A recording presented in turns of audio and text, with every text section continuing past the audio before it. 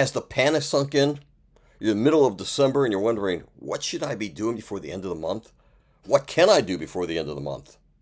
Let's talk about that. Hello, my name is Bill Arnold. I'm president of Prevail Marketing, and you may find us at prevailmarketing.com. And every single day, we try to give you a video that provides you some guidance, technique, strategies, something you can use to grow your business through better sales and marketing. And today, we're going to talk about what activities you should be engaged with when you have today's the 9th of December. You've got about 20 some more days. What can you be doing? Well, first off, obviously this is for B2B clients, because if you're a B2C, you're in the middle of it. You're in the thresholds of grinding it out, and you don't need my conversation about this because you're doing it. But you B2B clients, you B2B prospects, you probably are sitting there, what can I do? And we have a philosophy, okay? If you're going to be taking activity this time of year, it's got to be impactful. It's got to be meaningful. It's got to do one of two things. It's got to either be delivering on opportunities to help you close sales this year, or really setting yourself up for success in 2024.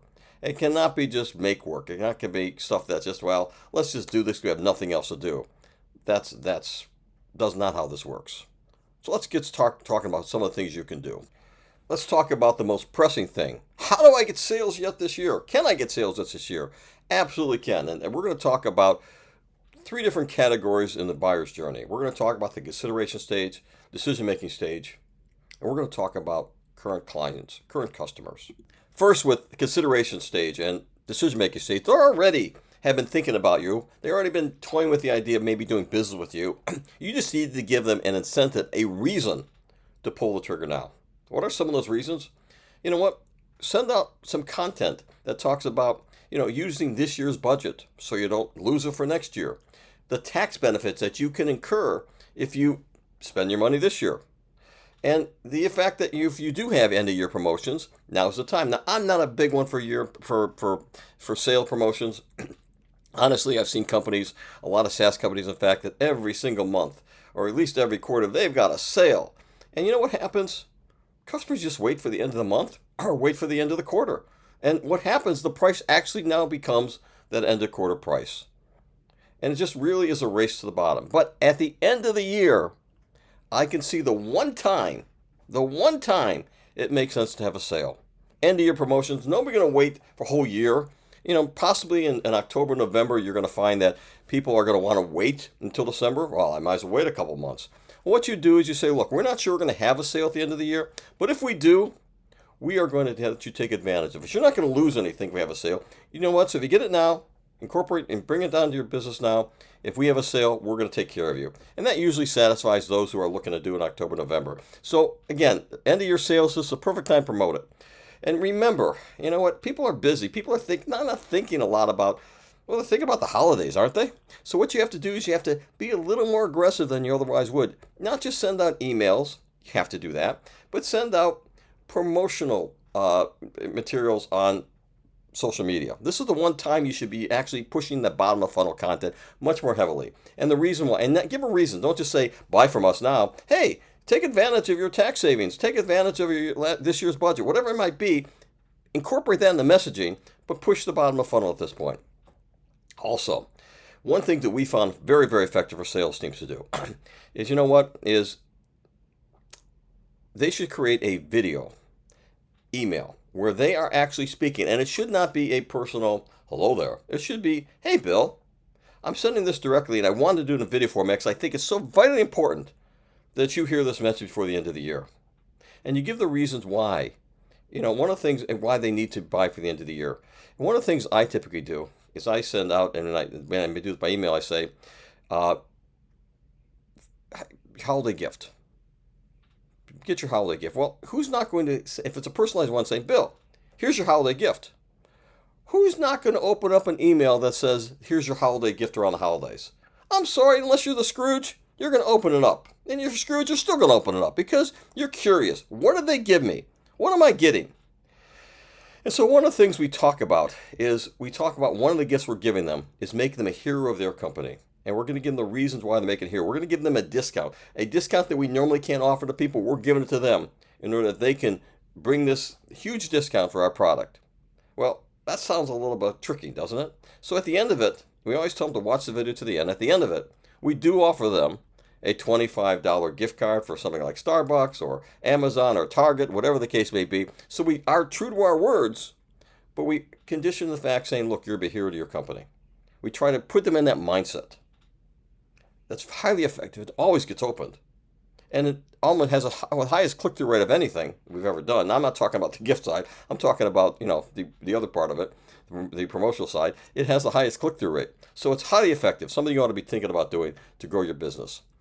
So a couple other tips I want to make you about this end-of-year sales. This is a great opportunity to revive the dead, if you will. Revive the dead? Yeah, lost opportunities. People who you thought were going to do business with you were fully engaged with sales and then just kind of went dark, ghosted you. You assume that maybe they bought from somebody else, but that's not always the case. Sometimes they just didn't buy. Maybe the pricing wasn't good. Maybe they got too busy. We always send out promotional content at the end of the year to those who are lost opportunities and giving them the offer this final year sale. You know what? The results aren't huge, but we always find a few that are willing to re-engage and secure the product before the end of the year. So something to keep in mind. Another way to get sales to the end of this year is renewal sales. If you've got clients who are looking to are up for renewal in January, February, March, you need to reach out to them in December and say, look, I know you're not up for renewal, and this is going to be tacked on to the end, so you're not going to lose any time. But if you sign up now, you know what? And we're going to give you this discount. Or we're going to give you a multi-year discount if you do more. This is the time to lock them in. You don't want to go chasing people in December and in January and February. You want to be able to go after new opportunities. So lock in the renewals now for first quarter of next year.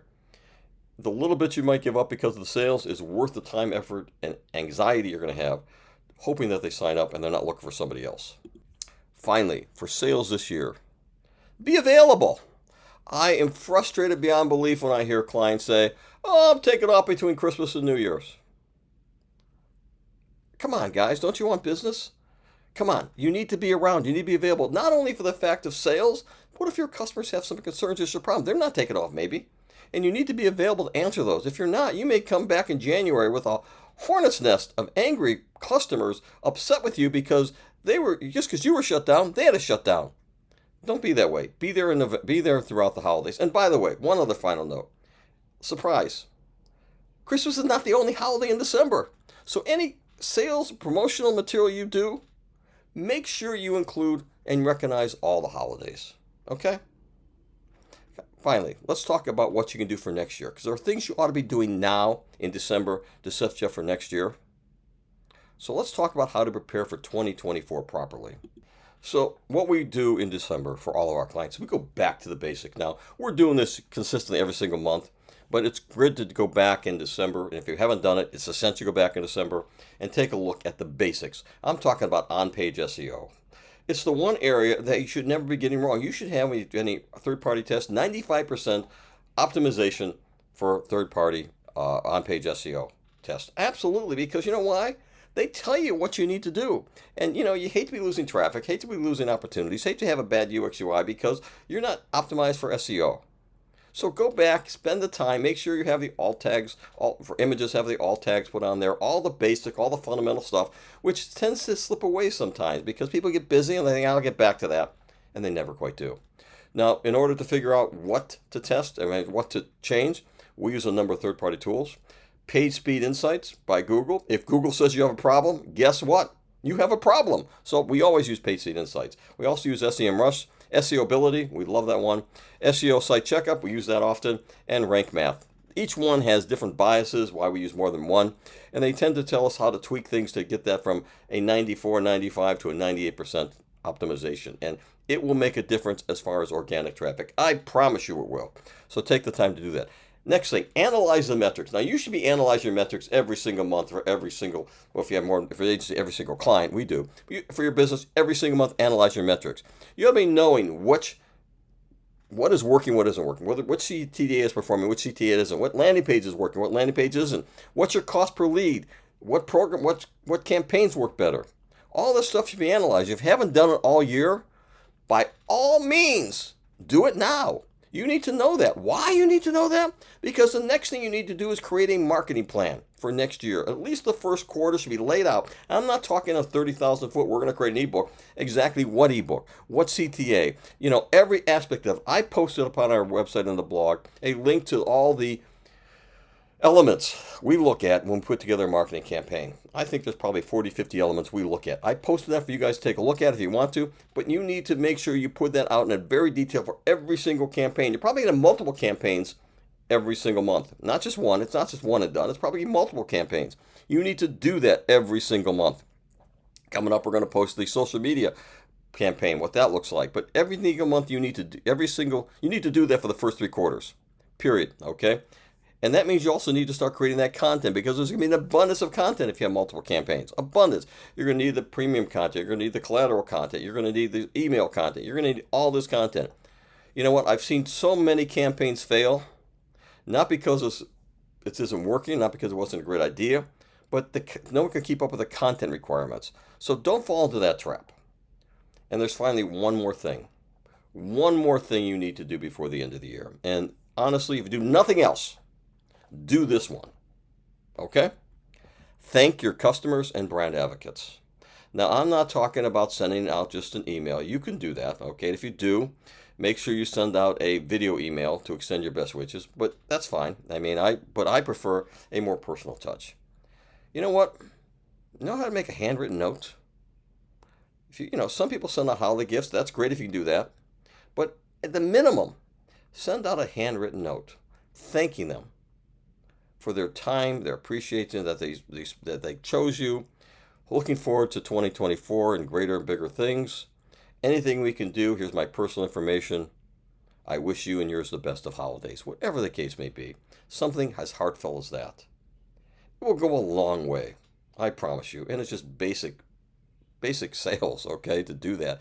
Because you want to build a relationship with them and grow that relationship. So, make sure you send out either a gift, a handwritten letter, or at the minimum, a video email to each of your customers and brand advocates. Well, those are my tips for what to do for the balance of 2023. Tomorrow we're going to talk about the 15 mistakes that social media managers tend to make. We're going to go into talk about social media for a while. We're also going to be talking about, before the end of this year, what you should be doing at the start of 2024. Out of the gate. So, thank you for your time. I hope this has been valuable to you. If it has, please like, please follow, please subscribe. We'd love to hear back from you. We'd love to know how we're doing, whether we're resonating. If you got a topic we're missing, please share with us. We'd love to hear more topics from you guys.